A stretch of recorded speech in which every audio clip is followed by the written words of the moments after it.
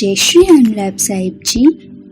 जैसे कि हम सब जानते हैं कि श्रावण का महीना शिव भक्ति का एक उत्सव माना जाता है।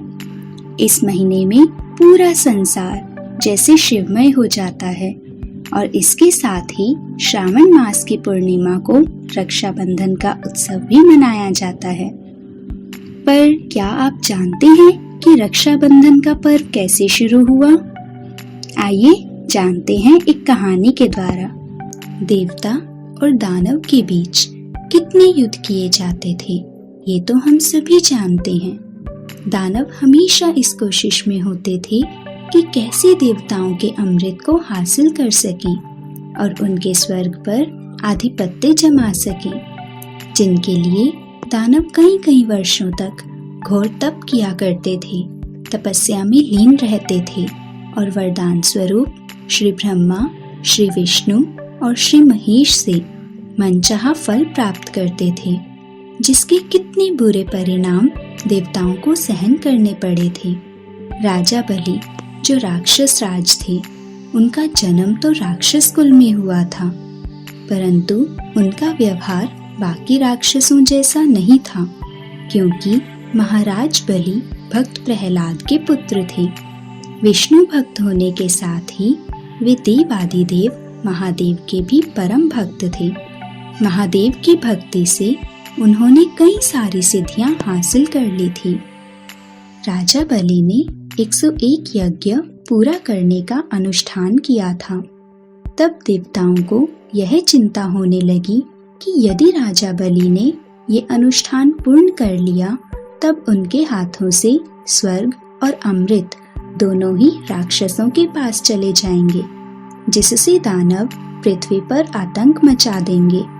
इसी द्विधा के हल के लिए सभी देवतागण श्री हरि विष्णु के पास उपस्थित होते हैं। श्री हरि विष्णु उनकी बात सुनकर राजा बलि के पास एक बटुक ब्राह्मण के रूप में जाते हैं, क्योंकि राजा बलि को महादानी भी कहा जाता है।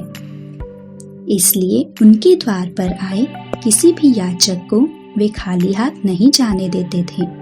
जब भगवान विष्णु वामन अवतार में एक याचक के रूप में राजा बलि के पास आते हैं, तो राजा बलि उनसे कुछ मांगने को कहते हैं, जिस पर भगवान वामन उनसे 3 पग भूमि मांगते हैं।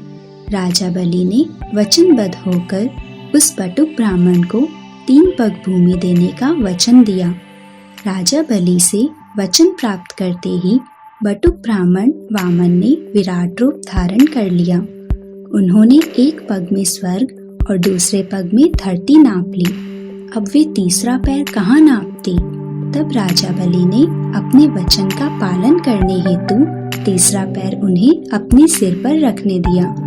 राजा बलि की दानशीलता देखकर भगवान विष्णु उन पर प्रसन्न हुए और उन्हें एक वर मांगने को कहा। तब राजा बलि ने भगवान विष्णु से ऐसा वर मांगा जिसके कारण भगवान विष्णु को वैकुंठ त्याग कर पाताल लोक में पहरा देना पड़ा। और वहाँ श्री हरि विष्णु से वियोग माता लक्ष्मी को सहन नहीं हो रहा था। माता लक्ष्मी इसके निवारण के लिए भगवान शिव जी के पास आईं। शिव जी माता लक्ष्मी से कहते हैं कि राजा बलि वचनबद्ध पुरुष हैं। अगर माता लक्ष्मी राजा को किसी वचन में बांध ले, तो वे श्री हरि विष्णु जी को वापस वैकुंठ ला सकती हैं। शिव जी ने माता लक्ष्मी की सहायता हेतु अपने नाग वासुकी को उनके साथ जाने का आदेश दिया। माता लक्ष्मी पाताल लोक पहुँचती हैं और एक आम कन्या का रूप धारण करती हैं। वे राजा बलि के पास पहुंचती हैं और उनसे सहायता के लिए आग्रह करती हैं। वासुकी जो उनकी सहायता हेतु आए थे, वे एक रक्षा सूत्र में बदल जाते हैं और माता लक्ष्मी राजा बलि को ये रक्षा सूत्र बांध देती हैं। राजा बलि माता लक्ष्मी को वचन देते हैं कि वे सदैव उनकी रक्षा करेंगे और उन्हें मनचाहा फल प्रदान करेंगे। तब माता लक्ष्मी अपने देवी स्वरूप में आती हैं और उनसे श्री हरि विष्णु को मांग लेती हैं।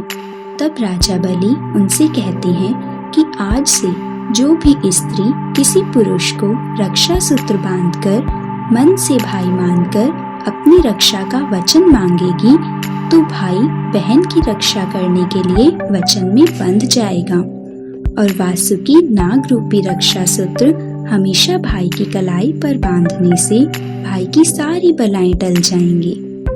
तब से श्रावण मास की पूर्णिमा को हर बहन अपने भाई को रक्षा सूत्र उसकी कलाई पर बांधती है और भाई उस रक्षा के बंधन में बंध जाता है। इसलिए इसे रक्षाबंधन का पर्व कहा जाता है। आप सबको रक्षाबंधन की बहुत बहुत बधाई हो।